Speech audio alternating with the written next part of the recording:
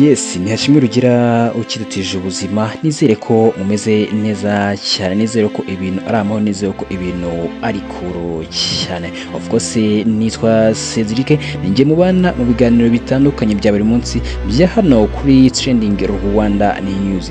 But uyu munsi nyemera nkuze na company ya mbere hano mu Rwanda itanga abakozi n'izindi serivisi z'agatangaza. Ese ushaka umukozi wizewe n'ahandi ni muri Prominent Center Limited, nawe kandi yifuza akazi ntibasigaye inyuma, bagane bagufashe mu kanya gato cyane. Ikirenze kuri ibyo kandi bakodesha imodoka, bakodesha n'amazu, cyangwa nawe ushaka ikibanza wagana Prominent Center Limited.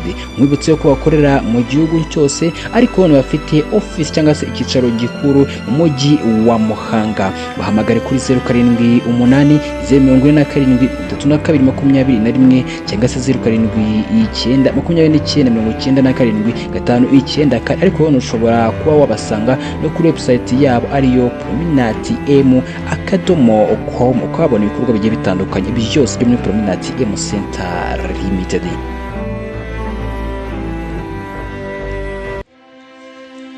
Umutima wanjye wuzuye amashimwe, mfite icyifuzo gikomeye, mfite ibitekerezo bishya, byose birakomeye. Ibitekerezo, amakuru, isesengura, documentaire, kwiteza imbere ndetse n'ibindi.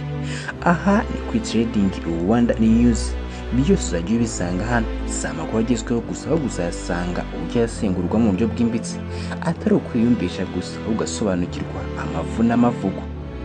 Aha nzajya nkusangiza ibyo bitandukanye, amakuru agezweho asesengura ku rwego rwo hejuru, documentaire zifite inkuru zikora ku mutima zaguteza imbere, isesengura ryagufasha gutekereza kandi ukaba umuntu mushya ufata imyanzuro mishyashya.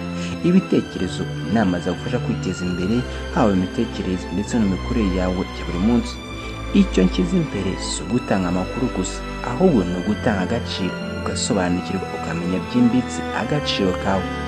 Content cyangwa se amakuru azajya anyura hano, byose bizaba byanononsowe n'itsinda rigari kandi ry'abahanga. Si ugufunga ibitekerezo gusa, ahubwo ni ugufasha kuba umuntu utekereza ku rwego rwo hejuru. Nizera ko amakuru adakwiye kuba kumenyeshwa abantu gusa, ahubwo akwiye no gusobanurwa benshi bakamenya icyabiteye. Nizera ko inkuru nziza zifite imbaraga zaguhindura ubuzima kandi ukaba umuntu mushya. Niba uri umuntu ushaka gusobanukirwa neza ibibera ku isi, aha ni mu rugo. Niba uri umuntu kandi ushaka gukora mu bitekerezo ndetse n'ubumenyi, aha rwose ni wawe.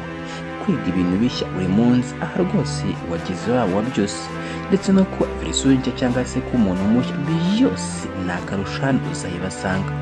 Twifatanye muri urugendo rwo kwiga ndetse no gutekereza kuba abantu bashyashya. Kanda follow niba uri ku zindi mbuga, niba uri kuri YouTube ntugire udakanze subscribe, bisangiza abandi nabo ntibazacika content nshya kandi nziza. Ibihe byiza kandi muri byose Imana ikomeze kugenda ibara namwe. Murakoze cyane. Aha ni kuri Trending Rwanda News, ibihe bikomeze kugenda yabera amata n'ubuki mu buryo bugiye butandukanye.